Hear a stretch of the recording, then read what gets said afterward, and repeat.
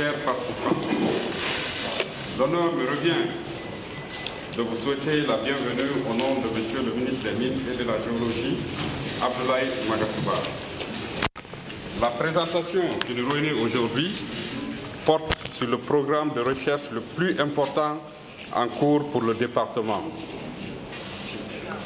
Pour rappel, la recherche géophysique qui a été engagée depuis le début des années 80 a été relancée grâce à la volonté ferme du chef de l'État, son Excellence professeur Alpha Condé, de répondre à l'un des plus grands défis auxquels le secteur minier fait face, notamment l'amélioration de la connaissance géophysique du territoire. Mesdames et messieurs, les données qui seront obtenues grâce à cette recherche serviront non seulement le secteur des mines, mais aussi d'autres domaines, notamment la défense, les travaux publics, l'agriculture, l'habitat, l'environnement, le transport, l'administration du territoire, etc.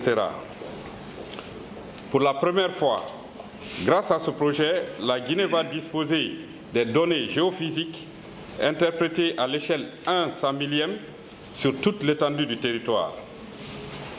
J'invite donc les participants à suivre avec attention cette présentation et à s'impliquer activement dans les travaux qui seront menés dans les mois à venir avec la firme Amtech. Je vous remercie.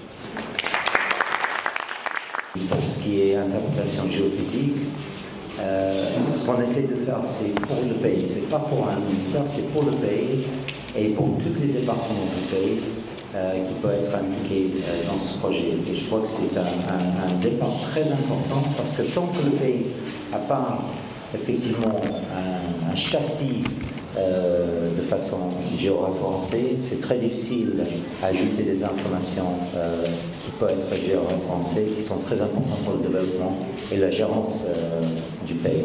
Donc merci beaucoup. C'est très gentil d'être venu et c'est très gentil d'avoir effectivement soutenir ce qu'on essaie de faire et pour le ministère de Mines et pour le pays en général et les autres départements qui sont présents aussi aujourd'hui, mais peut-être aussi pas présents aujourd'hui. Parce que ce projet, comme c'est en numérique, ça n'a pas de fin. Ça peut toujours être amélioré, ça va toujours être fait plus large pour les autres départements à l'avenir. Et c'est un projet qui peut durer sans limite de vie, comme c'est en numérique. C'est l'importance de faire des choses de façon qu'on fait en numérique là. Donc merci beaucoup. Voilà. Bonjour monsieur le chef de cabinet. Bonjour. Alors un nouveau projet pour une imagerie spatiale. Dites-nous un peu l'importance de ce projet pour la Guinée. Oui, ce projet est d'une importance capitale. Comme je l'ai dit à l'ouverture, c'est un projet qui a commencé depuis le début des années 80, mais c'est tout récemment avec la volonté de monsieur le chef de l'État que le projet a été relancé. Ce projet concerne plusieurs départements, c'est un projet de recherche géophysique qui nous permettra une connaissance approfondie du territoire et ça concerne plusieurs domaines, les mines, la défense par exemple, et ça nous permettra de connaître les limites du territoire. Donc ce projet avec la recherche à 1/100 000 nous permettra d'attirer des investissements dans la mesure où le coût des recherches, des projets dans la phase de recherche va considérablement réduire. Donc c'est pour ça que j'ai invité les participants à s'impliquer dès le début jusqu'à la fin pour qu'on s'en approprie, pour mieux connaître nos données géophysiques. Je vous remercie. En fait, j'ai suivi depuis la signature du premier projet en 2004. Okay. Vous êtes là dans le cadre du travail avec la Guinée. Dites-nous, quels sont les objectifs fixés? Pourquoi vous êtes en Guinée? La raison pourquoi on est là, c'est qu'effectivement, on a suivi la Guinée depuis les années 70 et les années 80, quand on a commencé à travailler à l'échelle nationale avec la Guinée pour effectivement faire un relevé géophysique. Il faut expliquer que le géophysique permet de regarder ce qui est sous la surface de la Terre. On peut regarder ce qui est sur la surface avec d'autres techniques, mais la géophysique permet de pénétrer la surface, qui est très important parce qu'évidemment, la richesse, ça se trouve en sous-sol, pas sur la surface. Donc ça, c'était très important. Mais ce qui était très important pour nous, c'est pas simplement de livrer les cartes et un beau rapport qui explique les endroits de cible trouvés par le géophysique, mais effectivement de créer une base de données vivante qui permet de manipuler les données de façon numérique et pour qu'effectivement on peut ajouter des informations au fur et à mesure où on les rattrape, où on les trouve, pour que ces données ont une utilité beaucoup plus importante qu'une simple carte. Je vous donne quelques exemples. Premièrement, tant qu'on n'a pas la cartographie, ces données, ils n'ont pas de support précis à les mettre, donc on peut trouver une cible intéressante, mais on ne sait pas exactement où c'est, et ça, c'est pas bien. Deuxièmement, en utilisant un support numérique comme ça, on peut produire les cartes ou des informations sur mesure. Donc, il y a un investisseur qui est intéressé par tel ou tel endroit, on peut créer une carte dédiée à cet endroit. On ne lui donne pas les informations dans les zones voisines, on ne donne que pour les zones d'entrée à lui et que les informations qui lui intéressent.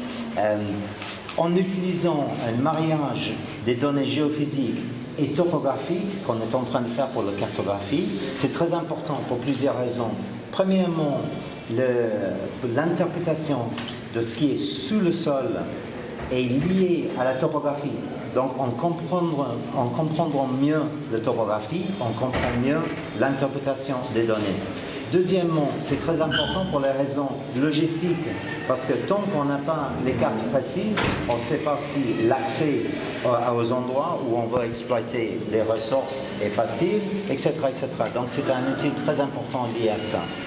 Mais ce qui est très important aussi à souligner, c'est que la base de données qu'on est en train de faire, où on travaille avec le ministère des Mines, ce n'est pas que pour le ministère des Mines et de la Géologie, c'est pour le pays entier. C'est pour le pays entier dans deux sens. Premièrement, le ministère des Mines et Géologie, avec toutes les ressources naturelles que le pays a, c'est le moteur de démarrage économique du pays. Donc si on peut créer des produits qui effectivement encouragent l'investissement dans ce secteur, ça, effectivement, ça va améliorer l'économie générale pour le pays. Mais aussi, également important, c'est le fait qu'en faisant cette base de données géospatiale avec la cartographie précise aux normes internationales, on peut commencer à créer des données utiles pour les autres départements. Petit exemple, agriculture. Notre exemple, ministère de Transport public. Et ça, c'est que deux exemples. Défense. Mais après, petit à petit, on peut ajouter des informations qui aident tous les départements, pour la santé, pour l'éducation, pour la gérance des impôts, pour presque tous les départements. Je peux dire que tous les départements ont besoin des informations géographiques pour mieux gérer, pour optimiser et effectivement pour avancer le pays. Donc pour nous, c'est très important. On commence avec le ministère des Mines et les besoins urgents du ministère des Mines pour débloquer les investissements des gens qui explorent et après exploitent les ressources. Mais après, et en même temps, il faut que le pays général profite de ces informations géographiques. Voilà. Et est-ce que les travaux ont démarré? Le travail a déjà démarré. Tout ce qui est la partie géophysique et toutes les données numériques sont déjà faits.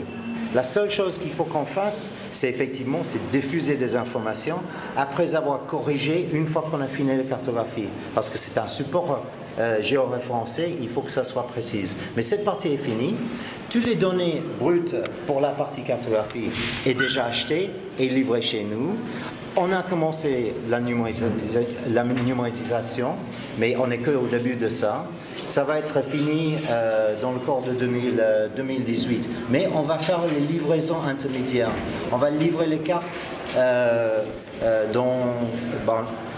officiellement, c'est en 6 mois, mais on va essayer de raccourcir et éventuellement en 4 mois, on va livrer une première série de cartes topographiques. Et les cartes spatiocartes et le modèle numérisation de terrain. Donc tout ça, ça va être livré dans les mois qui suivent. Mais le but, c'est de finir ce projet entier avant la fin de 2018. Merci.